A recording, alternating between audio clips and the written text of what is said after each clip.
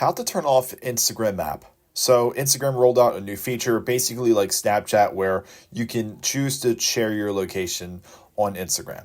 So what we could do is go to Instagram and we can go to your DMs because that's kind of where it is at the top right corner, and then go ahead and hit map. So you see a lot of locations here right in the country of all of your followers if they choose to share it. Now to turn this off, it's real simple to do.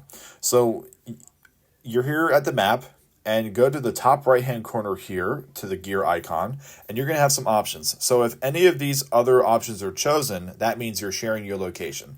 So what you can do is just tap on the bottom area here where it says no one, don't share location.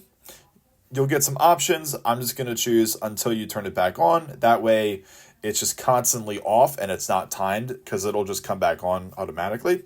So once you do that, that is one way to do it. But if you really want to turn it off, you can come out of Instagram, go to your settings, and you're going to go and find where it says privacy and security at the very bottom. And then go to location services, and then go find Instagram app in this list here, and you're just going to click on never, and that way Instagram does not have permission to share location access. And that's it. Those are two ways to turn off Instagram app and to make sure that it doesn't share your location.